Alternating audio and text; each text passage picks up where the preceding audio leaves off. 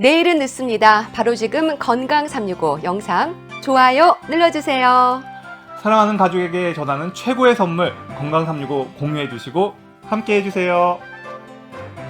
피곤하다는 말을 습관처럼 이어가면서도 누구나 그러려니 견디는 경우가 많습니다. 만성 피로를 어느 정도는 인정하면서 생활하는 거겠죠.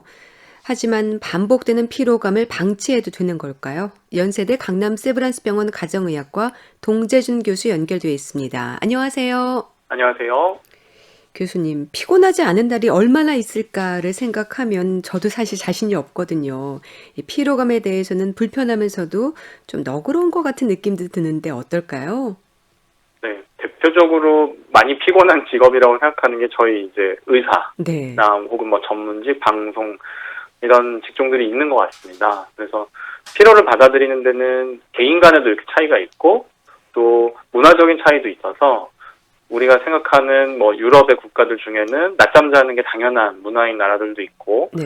혹은 또 우리나라 같으면 낮잠 자는 사람을 이렇게 게으르다고 생각하고 당연히 이제 피곤하게 일을 해야 된다 혹은 야근해야지 일한 것 같지 이렇게 이제 하는 직장이나 사회 문화가 또 있는 것 같아서 많은 차이가 있지만 보통은 어느 정도는 피곤해도 된다 이렇게 생각하시는 것 같습니다. 네.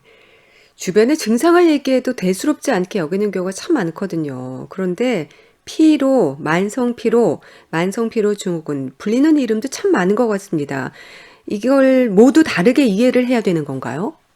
네, 사실 뭐 주변에 피곤하다고 얘기하면은 이런 얘기 꼭 들으실 거예요. 야, 너만큼 피곤하지 않은 사람이 어디 있냐. 네. 그랬을 텐데 피로는 역시나 이제 사회적이나 개인적인 인식 차가 있고 똑같이 일을 하더라도 피로를 느끼는 정도는 모두 다를 수가 있습니다. 네.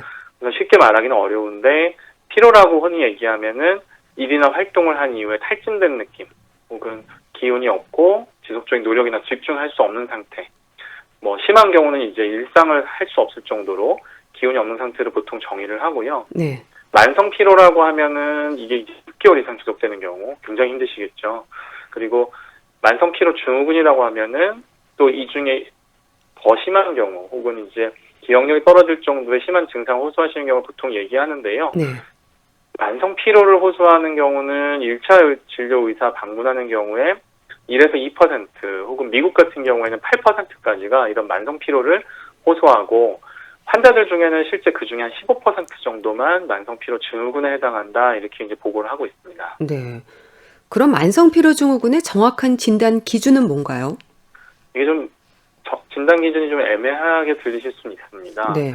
다른 병이 없거나 운동이나 다른 활동으로 인해서 피로가 아닌 그냥 평상시대로 하는데 병이 생기기 전에 수준의 업무 혹은 이제 학교나 이런 데서 교육을 받는 것 혹은 사회적이나 개인적 활동을 하는데 능력이 저하된 상태가 6개월 이상 계속돼야 되고 6개월 이상. 예. 네, 그리고 휴식을 해도 이 증상이 의미 있게 호전되지 않는 경우를 이제 보통 이야기하고요.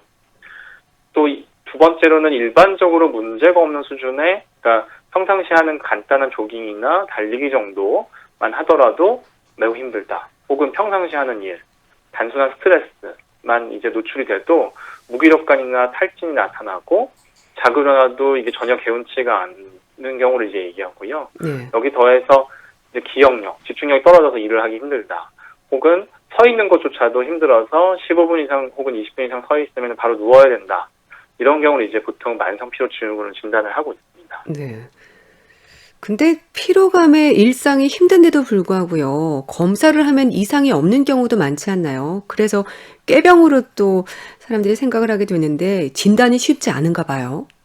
네, 사실 이제 피로라는 것을 객관적으로 검사를 하거나 잴 수가 없지 않습니까? 네. 그래서 우리가 뭐 체중이 얼마다 혹은 뭐 적혈구 숫자가 몇 개 있다 이렇게는 계산을 할 수 있는데 피로라는 걸 수치로 보여주기가 어렵기 때문에 참 어렵고요. 그리고 단 기준에 있는 것처럼 일상적인 일을 하더라도 더 피곤한 걸 느끼는 경우를 정의하고 있습니다. 네. 그 얘기는 옆에 동료나 친구, 가족들이 봤을 때는 불필요한 걸 한 게 없는데 피곤하다고 하니까 이제 꾀병을 오해하시는 경우가 많을 수밖에 없습니다. 그럼 피로감이 지속적으로 6개월 이상 이어지면서 이렇게 만성 피로 증후군으로 진단되는 분들의 특징적인 부분이랄까요? 어떤 증상들을 호소를 하시나요? 가장 대표적인 것으로는 이제 감기 같은 것을 먼저 앓고, 즉 이제 약간의 열이나 예. 오한 같은 게 좀 몸살 있다가, 기운인가요? 예, 수일 혹은 수주 동안 증상이 지속된 다음에 그 다음에 이제 아팠을 때처럼 피로가 계속되고 잠이 계속 늘어 있고, 예. 혹은 잠을 자도 개운하지가 않다. 이제 이렇게 호소하시는 경우가 많이 있는 것 같고요. 또는 피곤하다고 얘기를 하면 주변에서 야, 운동을 좀 해봐. 이렇게 보통 권하지 않습니까? 그렇죠. 근데 이제 운동을 해도 좋아지지가 않고, 그래도 피곤하고. 네, 운동을 하고 나면 오히려 이제 하루 이틀 더 피곤해가지고 아무것도 못하게 누워있어야 된다. 이렇게 하는 증상들을 주로 이야기하는 것 같습니다. 심한 경우에는 일상생활이 불가능할 정도인가요? 네. 뭐 만성 피로 증후군은 사실 진단 기준 자체에도 일상생활에 심대한 영향이 있어야 한다라고 이제 정의를 하고 있습니다. 네. 그래서 너무 피로해서 아무것도 못하겠다. 혹은 피로감이 조금만 이래도 심해져가지고 바로 누워서 쉬어야 된다. 이렇게 이제 말씀하시는 분들이 많고, 이 증상이 단순하게 이제 꾀병 수준을 넘어서서 꾀병이라고 말할 수 없는 것이 실제 본인 삶에 영향을 끼치고 직업을 유지하는데 영향을 끼치기 때문에 당장 먹고 사는 게 힘들어지셔도 못 일어나시는 분들이 계세요. 네. 그래서 실제 이거 꾀병이라고 할 수는 없고 이건 병이 확실한 것이기 때문에 주변에서 이렇게 너무 비하하지 않으시는 것이 중요하겠습니다. 네. 피곤해서 하루 종일 누워서 잠만 잔다는 말도 하고요. 또 피곤한데 잠은 안 온다는 분들도 있고, 이렇게 피로감으로 인한 수면 시간이나 환경도 다른 것 같은데 어떨까요? 네, 실제로 처음에는 대부분 피곤해서 하루 종일 잠을 자야 한다라고 이제 보고하시는 경우가 많고요. 네. 잠도 이제 자다 보면은 더 안 졸린 경우 많지 않습니까? 그러다 보니까 피곤해서 아무것도 할 수 없어서 누워있긴 한데 잠이 딱히 오는 것도 아니어서 뜬 눈으로 밤에 지내는 것처럼 선잠을 자고 있다. 이렇게 말씀하시는 분들 많이 있습니다. 그래서 피로감에 더불어서 수면 패턴도 바뀌기 때문에 이 부분에도 주의가 좀 필요할 것 같습니다. 네. 피로하면 우리가 간을 좀 생각하는데 광고 때문인가요? 근데 간보다 오히려 근골격계 때문이라는지 이렇게 다른 문제가 더 지적이 된다면서요.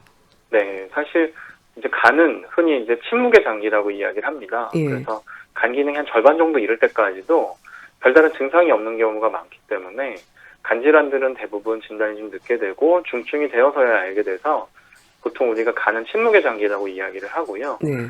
간보다는 우리 피로 증상으로 보통 나타내는 관절 통증, 혹은 허리 통증, 혹은 목이나 어깨 결림 같은 근골격계 증상들을 주로 이제 피로감으로 말씀하시는 분들이 많으세요. 예.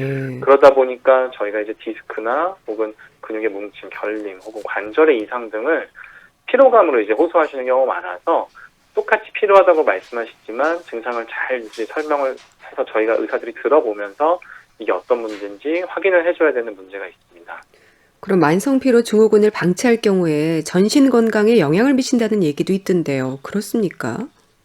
전신 건강에 영향을 미친다기보다 아마 전신 건강 상태가 나빠서 생기는 피로를 단순하게 만성 피로다 이렇게 생각하시고 진단이 늦어지는 경우가 많이 있는 것으로 되어 있습니다. 네. 네, 아무래도 현대 사회가 이제 피로 사회라고 부를 정도로 피로감에 대해서 좀 관대하지 않습니까? 그렇다 보니까 단순히 피로감이 생긴 것을 하루 이틀 쉬면 낫겠지, 뭐 그냥 어제 과로해서 그런가 보지 이렇게 생각하고 넘기시다 보니까 관절이나 뭐 류마티스 혹은 심한 경우 이제 뭐 당뇨나 하는 대사증후군까지의 생길 수 있는 증상들이 다 피로감이 있습니다. 그래서 네. 이런 것들 그냥 간과해서 생기시는 말이 아닌가 싶습니다. 네. 암 발병 여부도요. 만성 피로 증후군을 진단하는데 확인해야 하는 부분이라고 들었습니다.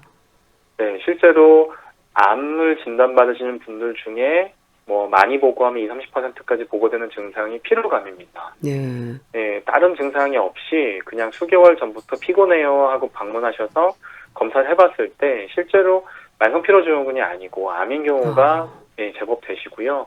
그 외에도 이제 당뇨 같은 것들이 생길 때 처음 피로감으로 방문하신 분들이 많아서 이런 암 같은 목숨에 걸려있는 질환부터 대사증후군까지 아주 다양한 부분들이 연관이 있다고 생각하시면 될 것 같습니다. 네.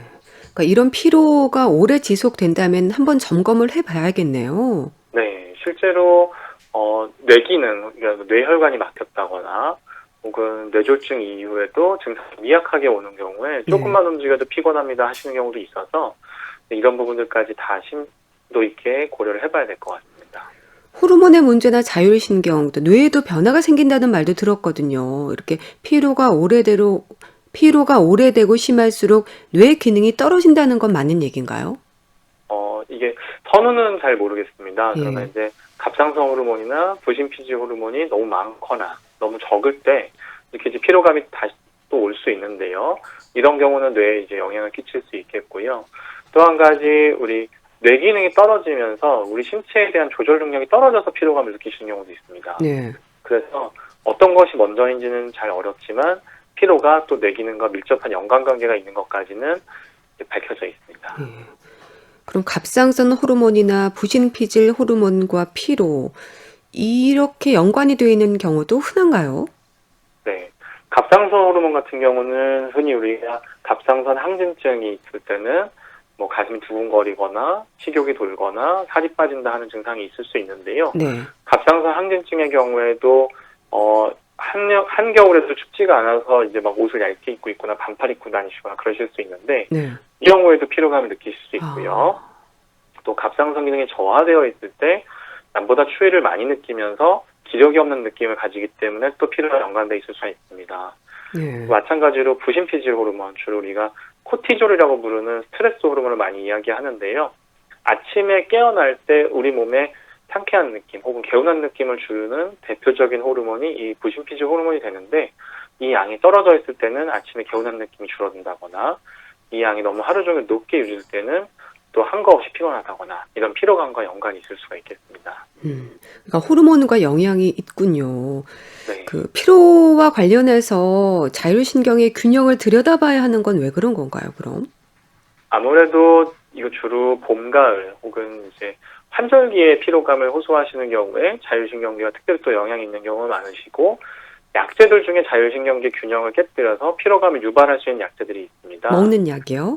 네, 그래서 대표적으로 이제 맨 처음 혈압약을 드실 때 베타 차단제라는 이제 교감신경 차단제 같은 계열의 혈압약을 드시는 경우나 네. 요 비슷한 성분의 약들을 드시는 경우 피로감을 호소하시거나 의욕이 저하되는 것들을 초반에 이제 호소하실 수가 있겠고요.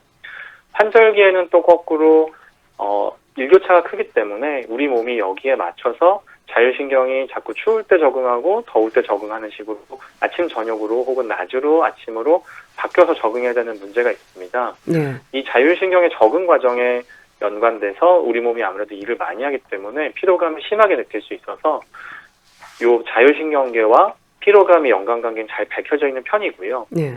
이쪽의 자율신경의 균형이 깨져서 잦은 변화가 있다거나 주변 환경과 상관없이 이쪽에서 일을 많이 하게 되면 우리가 특별히 하는 일이 없더라도 피로감을 느낄 수가 있습니다. 그래서 자율신경 균형이 잘 맞는지에 대해서 한번 점검해 보는 것도 필요할 수 있습니다. 네, 알겠습니다. 교수님, 몸에 염증이 있어도 피로감이 이어진다고 들었습니다. 왜 그런 건가요? 네, 여러 가지 원인이 있겠는데요. 염증이 있거나 감염이 있을 때 우리 몸이 대응하게 되는데 네. 이때 아무래도 더 많은 에너지를 사용하게 되는 것이 가장 1차적인 이유가 되겠고요.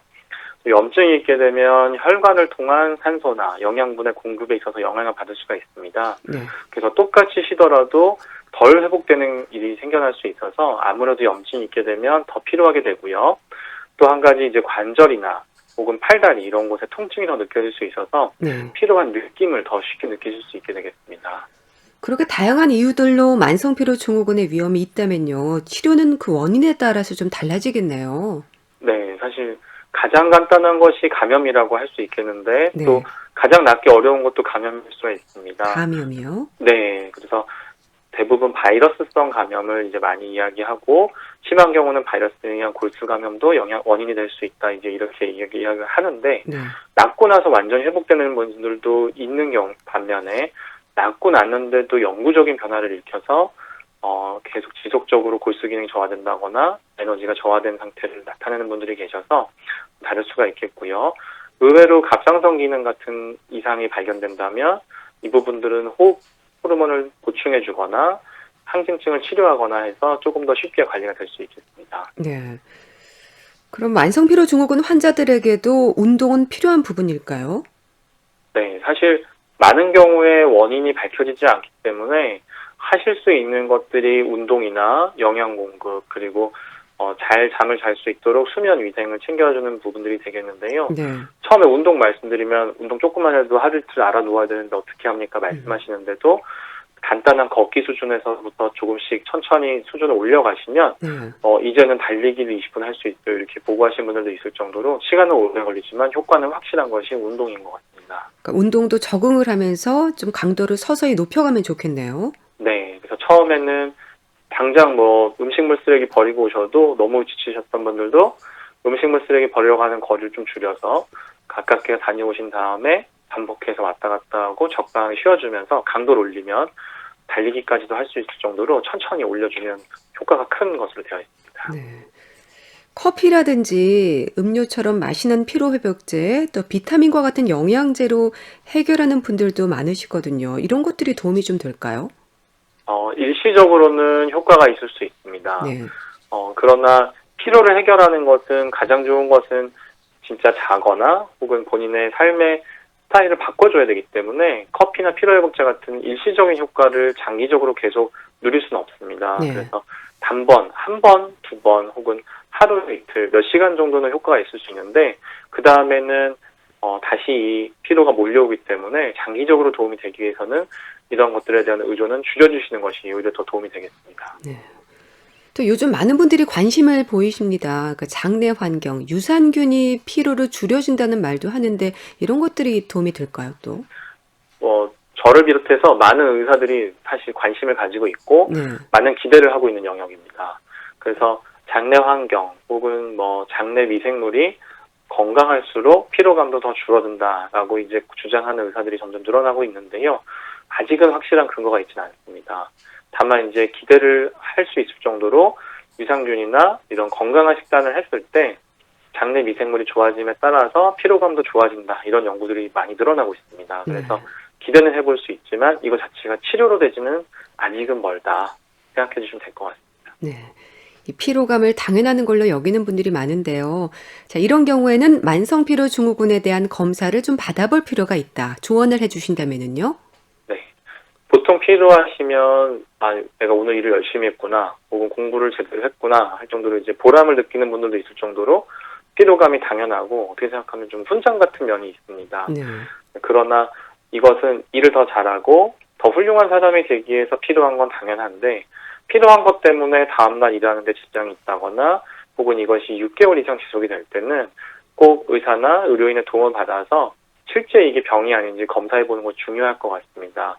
그래서 입시생일지라도 6개월 이상 계속해서 피곤한 것은 오히려 학습 효율을 떨어뜨릴 수 있기 때문에 이 부분에 대해서 많은 필요가 느껴주시는 것이 좋을 것 같습니다. 네. 라디오 진료실 오늘은 만성피로 증후군에 대해서 알아봤는데요. 연세대 강남 세브란스병원 가정의학과 동재준 교수와 함께했습니다. 말씀 잘 들었습니다. 감사합니다. 고맙습니다.